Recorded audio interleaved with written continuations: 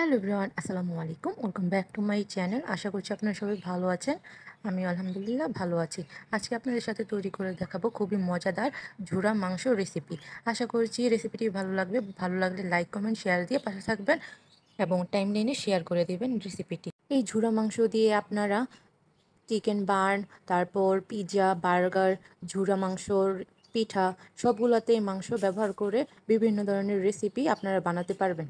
তো চলুন রেসিপিটি শুরু করা যাক। প্রথমে পানি নিয়ে তার মধ্যে লবণ দিয়ে চিকেনটা দিয়ে দিয়েছি। এর মধ্যে আদা রসুনের পেস্ট দিয়ে চিকেনকে সিদ্ধ করে নেব। চিকেন থেকে যেন বাজে একটা স্মেল না আসে সেজন্য দিয়ে দিব এক ফালি লেবু। লেবুটা ভালোভাবে চিপে রস দিয়ে দিব। আপনারা চাইলে এখানে ভিনেগারও ব্যবহার করতে পারেন। আর আপনাদের হাতের কাছে যদি না থাকে তাহলে না দিলেও চলবে। আমার হাতের কাছে ছিল সেজন্য আমি দিয়ে দিয়েছি। মাংস সিদ্ধ হওয়ার পর চিকেনের যে স্টকটা থাকবে সেই পানি কিন্তু আমরা ফালাবো না, এটা আমরা মাংস ব্যবহারের সময় ব্যবহার করব। আবার এই চিকেন স্টকটা আপনারা যে কোনো রান্নায় ব্যবহার করতে পারবেন, রান্নার স্বাদটা দ্বিগুণ বাড়িয়ে দিবে।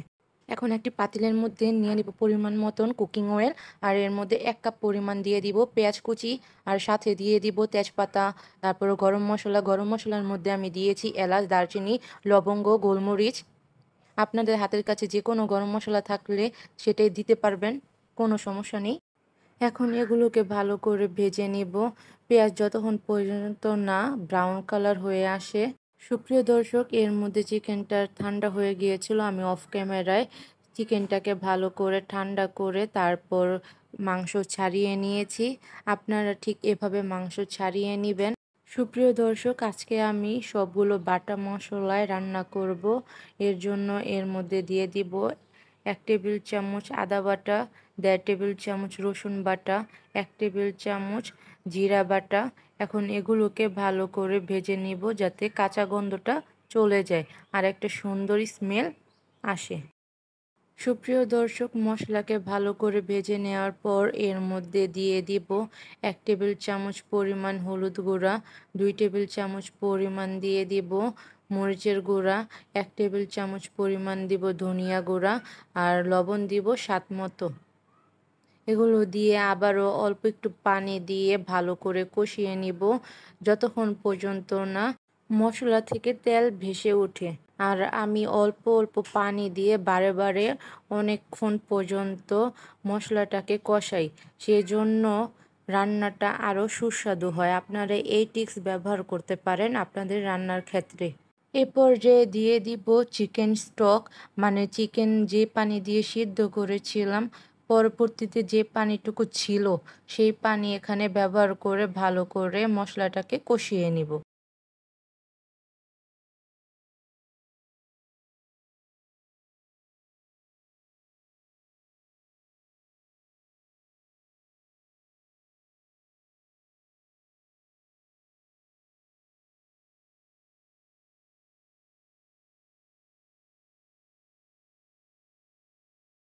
সুপ্রিয় দর্শক, মশলা থেকে যখন তেল বের হয়ে এসেছে আর মশলাটা ভালো করে কষিয়ে নেওয়ার পর এর মধ্যে দিয়ে দিব আগে থেকে সিদ্ধ করা মাংস।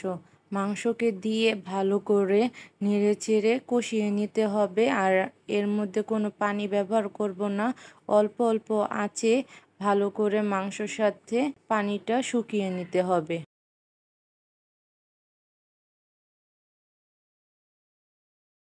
সুপ্রিয় দর্শক, আমার ঝোড়া মাংস তৈরি হয়ে গেছে। আর লাস্ট পর্যায়ে আমি দিয়ে দিব কয়েকটা ফালি করা কাঁচামরিচ। লাস্ট পর্যায়ে কাঁচামরিচ দেওয়ার ফলে অনেক সুন্দর একটা স্মেল বের হয়, মাশাল্লাহ অনেক ভালো লাগে। আপনারাও এই রেসিপিটি বাসায় ট্রাই করে দেখবেন। আশা করছি রেসিপিটি আপনাদের অনেক অনেক ভালো লেগেছে।